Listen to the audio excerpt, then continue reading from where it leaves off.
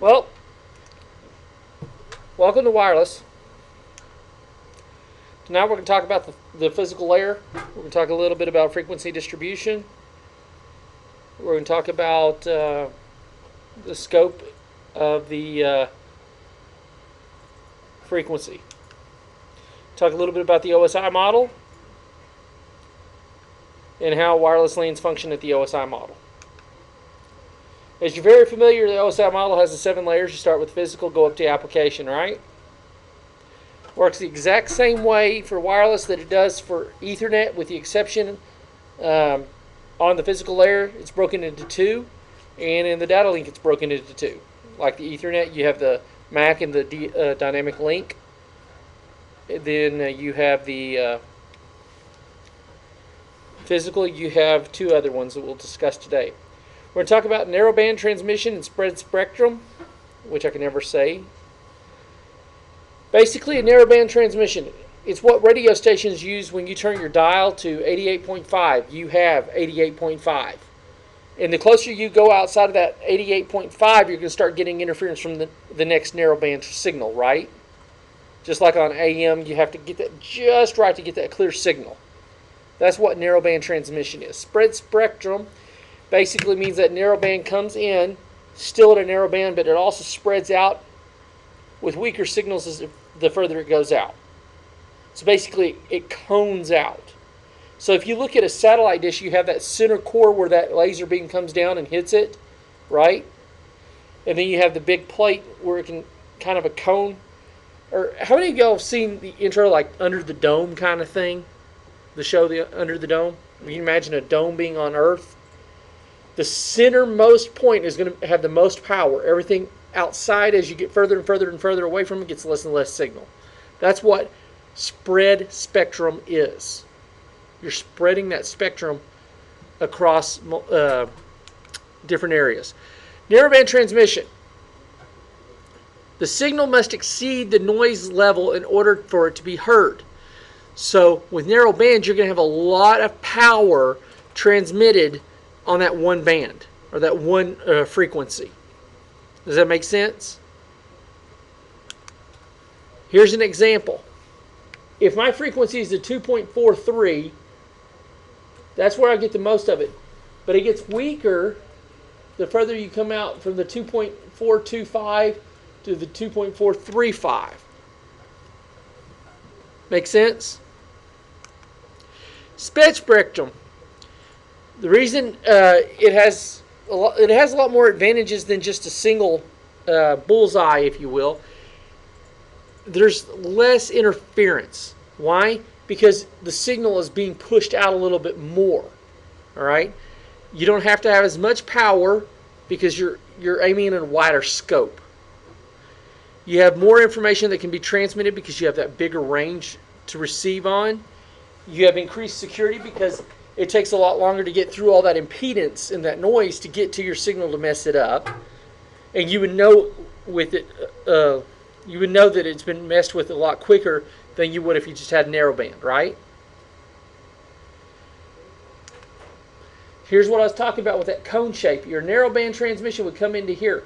But what does the spread spectrum does? It starts here, and as you come all the way out here to like 0.46 down to 0.405, that is the width of your spectrum. Does that make sense now? Now that y'all can see it illustrated? Have I lost anybody besides Cole?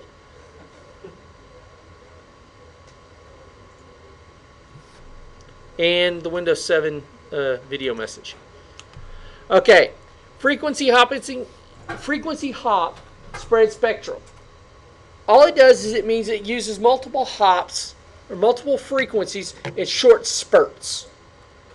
So this one may be 2.4, then it goes to 2.6, then it goes to 2.8, back to 2.2, to 2.3, to 2.5, to 2.4, to 2.6. It keeps hopping, okay? The amount of time that the transmission occurs on a specific frequency is what we call the dwell time. How long am I dwelling in this establishment? So think of it this way. The term dwell.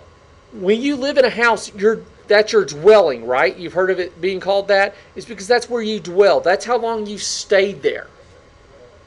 All right, that's what dwell time is. Hop time.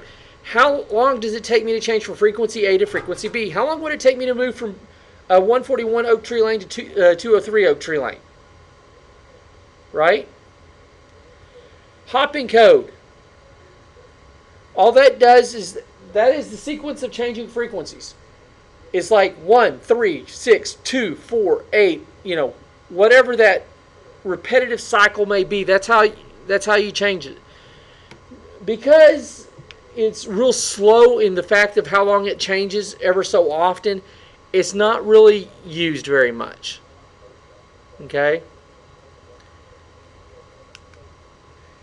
See, here's exactly what it would look like. It's just kind of random, right? It's like throwing darts at a dartboard. You don't know what your frequency is going to be or how long you're going to be there until you throw the dart on the dartboard. The error correction. What happens? First, I have a scrambled message. When it gets resent, it sends it over here. Now third's here, then fourth's here. See how it's not really good? Because my correction gets sent on a different frequency than what I originally was to receive it on. And when I have that issue, I may not get exactly what I need when I need it. Direct sequence spread spectrum. Basically what it does is it expands the redundant code to transmit your bits. It uses a bit pattern to transmit your bits called the chipping code. In other words, what that means is you're going to have the error correction built in. So if I have 1001, my error correction code would be 0110. Makes sense? It's the direct inverse of what you would have. There's a lot of security built into it. You have shared frequency, which is what we call co-location, because when you share something, you're co-located, correct? And for bit 1, I may be 1001. For bit 2, I may be, or bit 0, I may be 0110. Does that make sense? So I'm alternating. And then for my DSSS signal, it'd be 0110, 0110, 0110. That's how I'm doing my direct sequence. Make sense?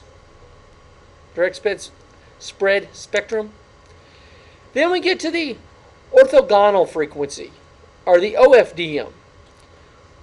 This is where it gets tricky. It's the same thing as DSS, except it sends multiple signals at the same time instead of a single signal. Okay? It's split so that you can send multiple things down your band or your pipe. However, it increases the throughput by sending more data slowly. So I have greater chance to avoid problems because I'm slowing my transmission speed down, but I'm sending more data at the time. So you're getting bulk data instead of singular data. Does that make sense? Y'all with me? Bueller? Okay.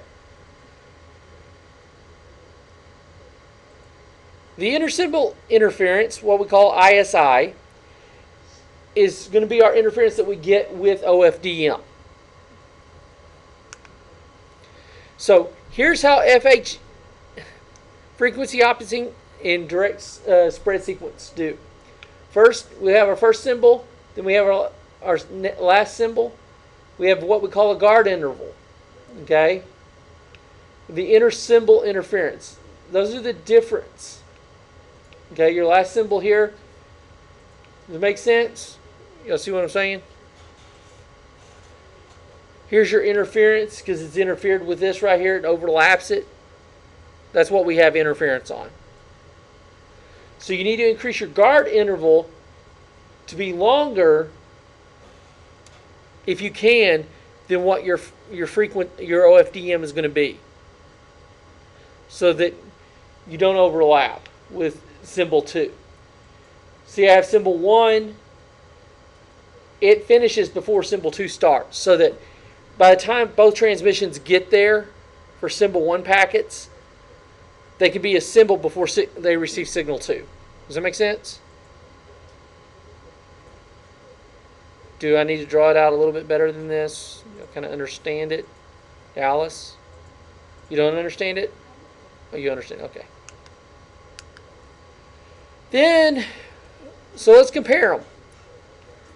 If we have FHSS transmissions, they're less prone to outside interference, right? Frequency hopping, because you don't know what frequency they're going to be on. Then you have your DSSS, but they can co-locate and send multiple things down the pipe at the same time. It can have faster transmission because it has pushing multiple things, right?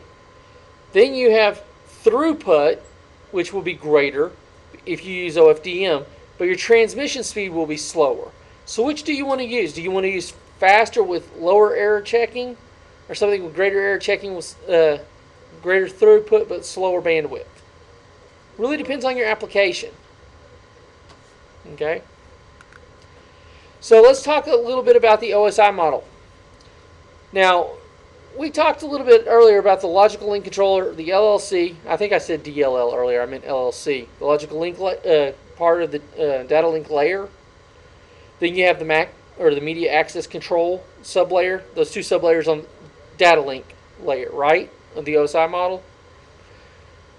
LLC provides the common interface, the flow control, the reliability. The data link then provides the frames and the physical access, right? It puts on there where it's to and where it's from. Source and destination. So this is what you would see with the IEEE model. It's actually the same thing here in the OSI model. But then we get to the physical layer. Now, physical layer is divided up into two. We have what we call a physical medium dependent sublayer, or the PMD. Basically, it's what derives your standards for your wireless transmissions when it goes across the physical medium. Whether it's DSSS, FHSS, OFDM, it says how it's going to communicate. And then it defines what channel are we going to be on, okay? The PLCP, basically all it does is it takes the data that comes from the MAC or the MAC layer, the media access control layer, where you get your frame that says, here's my destination frame and here's my destination address, here's my source address, and then you have your IP packet, right? Y'all familiar with that? Going once, going twice. Okay. What it does is it takes that MAC, reformats it, puts the PMD information in, and sends it on. That's all it does. That's what PMD does. So that it can transmit through changes the PMD sublayer so it can transmit. That's all it does. So what you have your network layer, which has your IP address. Logical link gives you the flow control and says, here's how this traffic is going to be read. The media access control says, here's my destination, here's my source address. The PLPC gets that information, changes the PMD model, sends it to the PMD, which says, how am I going to send it out? I'm going to send it to FSSS or DSSS, FHSS, which sounds like a high school, and then, or my OFDMs, right? Yes, shake your heads. You understand what I'm talking about. Okay. There it is. That's all it is. It takes the MAC frame, does the PLCP, changes it up, puts it in the PMD frame type, and then the PMD actually takes that PMD frame and transmits it along whatever medium it's going to send it out on the wireless side. Simple enough? Some people want to know what the PLCP is. Well, all it does is add this one section right here. You have your data. You have your header. Right? You have your length, service, signal data rate. It says, here's where my frame is going to start, which is right here, and here's how I'm going to synchronize it. That's all it is to it. Am I going to send it out 1, 2, 5.5, or 11 megabits per second?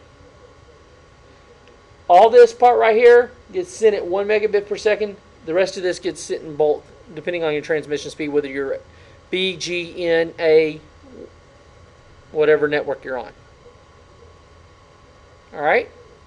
Did I lose you? The preamble. All it does is prepare the device or the receiving device to get the information that's coming in. The header says, here's what kind of frame I'm having. The data is going to tell you what the synchronization field, the start, all that, and it holds the data, right? So these are the three things you're going to need to know: the preamble, the header, and the data. You memorize those and know what's in the PLCP, you're good. The PMDP, or the PMD, all it does is it transmits binary, 1 and 0s, across the radio signals. It can transmit it at 11, 5.5, 2, or 1. This is so old that my router at home is now sending 1.4 megabits per second, or gigabits per second. I just got it in last week. 1.4 gigabits per second is how much it's transversing over the network. So I have gig wireless. It's pretty sweet. 802.11b uses the ISM band. It says 14 frequencies or 14 channels can be used. How many channels can we use in the United States? Does anyone know? 11. 12, 13, and 14 are international only. If you get caught using them, the FCC will kill you. Well, they won't kill you. They'll kill you with a fine. Okay? Then we have the DBPSK, or the differential binary phase shifting key. Basically, if you're only at 1 megabit per second, you're going to have the DBPSK, because it's just dealing with a binary. Because binary is sent at 1 megabit. Okay. If I send it to anything other than that, it's going to be the DQPSK, which means it's the differential quadrature. Quadrature? I can never even say it. Differential quadrature. But what that does is it allows for more bandwidth and more throughput. All right. The 802.11b standards outline what your DSS coding could be used. What we call the Barker code. How's it going to transmit each segment when you're transmitting it either 1 or 2 megabits? Remember, B is only a 1 or 2 it goes up to 2.4 and that's it. It's on the 2.4 gigahertz range, but you can only transmit it at 2 gig or 1 gig megabit per second. If you do anything higher than that, you have to have the CCK or the complementary code key. And here's basically how you have it. You have your DPSK. Everything else is DQPSK if you're 2, 5, or 11. Barker code is for the first 1 and 2 megabit per second transmissions, and CCK is for anything above 2. Does it make sense? The 802.11a, there's a little bit difference. You're going from 11 megabits to 54 megabits per second. The PLPC framework changes and the modulation types of changes. A will increase your speed because it uses OFDM. You're going to use a higher frequency number, so your channel will be you'll probably be on channel 11 quite a bit because that's the higher frequency channels. It accesses a broader frequency of channels. So basically from 6 to 11 instead of 1 to 5. And it has more error correction. Remember that from when we talked about OFDM earlier? If you get into the UNII band, don't stay on it too long. It's the Unlicensed National Information Infrastructure. It's basically for short range, high speed transfers. That's all it is. It's 4 times faster than B's, which means it'll transmit at 4 megabits per second. Woohoo! Not all countries will let you transmit on that band, including the United States. So, you say, remember we were talking about you have the 2.4 and then the 5 gigahertz band frequencies, the UNII, you can actually transmit in the US. I was just pulling your legs. But there's some that you cannot use the 5 gigahertz frequency range.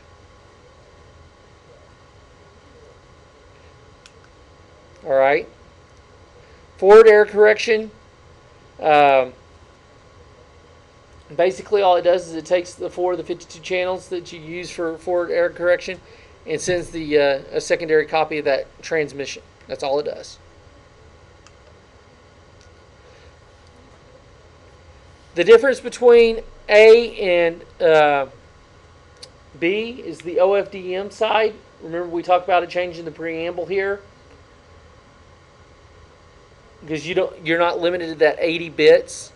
It can be big or smaller depending on your rate. Your header information will all be the same. Your data. Now what's going to happen is you're going to add a tail and then what we call padding to meet up to what we call the MTU size. All this information up to here transmits at 6 megabits per second. Anything, and then after that it goes up to 54 megabits per second for your data. Because it's saying we're going to negotiate, find out what we're sending it at, and then we're going to send that packet at that speed to you. Does it make sense? How many of y'all seen, we've got a 2.4 gigahertz and a 5 gigahertz router with power boost? What does power boost mean? Means you could get speeds higher than 100 megabits per second if you're on Ethernet, or 54 megabits per second if you're on wireless in that power boost mode. You could. Doesn't mean you will, but you could achieve some of those. Now notice the difference between our modulation here. At 6, we're still going to be back here at PSK, right? The phase shift key. Once we jump to 12, we got to go to the quadrature, doubling our speed. Then we get to 24, we got to go 16 level. 54, we got to go 64 level quad amps. Okay? And they have it's actually 64 quad amp here. They screwed that up. It's not 16 QAM on both. Phase shift keying. 0 bit start here, 1 bit start here, okay? Phase shift. We're one bit out of phase, right? Whether we're higher or lower, plus or minus of where we were. That's one phase out, right? You're one phase out away from the amplitude. You remember that from chapter 2? Quadrature means you have 4 phases out. Phase shifting, you have 2 phases out. Here's 16 level.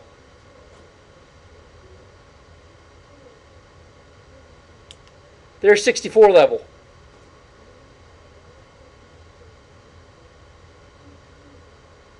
Notice the difference? Your amplitude can come way up here, go way down here. Channel allocation. Remember, I gave y'all that assignment back at the beginning. We're talking about channels. Channel 1 covers a frequency of 2.412. That's its frequency. However, it can go from 2.402 to 2.422. Then channel 2 will pick up here. Actually, channel 2 is here, 3, 4, so forth and so on. They're getting closer. So here's actually how you do channel allocation. You want to make sure that your ending here and your starting can be the same one, but you don't want them to be so close. Does it make sense? You wouldn't want channel 40 and channel 36 on the same one open, would you? No, you'd have a lot of interference.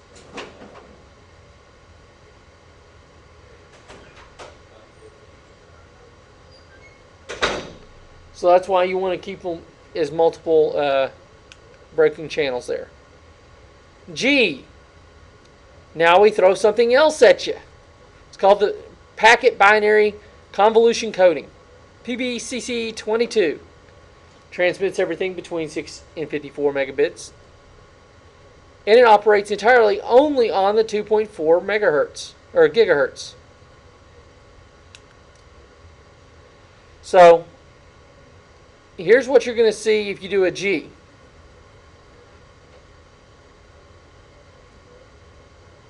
All right. You use 6, 12, or 24, you're going to have a mandatory speed. You can increase it or decrease it with the other ones.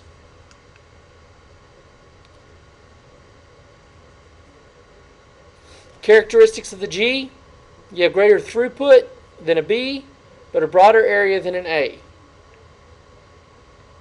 It is backwards compatible, so you can listen into B's and A's on your G.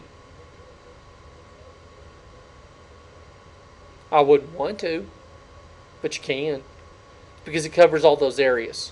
But you couldn't listen to A on those because A operates in the 5 gigahertz range. A can operate in the 5 gigahertz. If it's in the 5 gigahertz range, you won't be able to see it.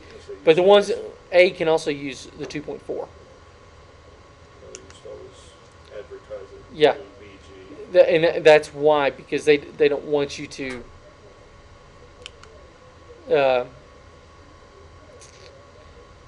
A was made so that you really have the two different areas. Okay, the 40 megahertz channels. Now we're talking about 802.11n. Have 40 megahertz channels and variable ground intervals. What we know is spectral efficiency is measured in hertz, right? 802.11 can use the 20 megahertz or 40 megahertz channels adjacent to each other. It can use the two 20s adjacent to each other to make a 40. So if I'm starting channel 1 and have channel 6, which are right next to each other, I can band them together to get a 40. Does it make sense? Y'all with me? The two channels would be known as a primary and a secondary, but you can still use them. That's why you have your guest accounts. Those are going to be your secondary WAP or your secondary wireless. And then you have your primary wireless being your first 20, right?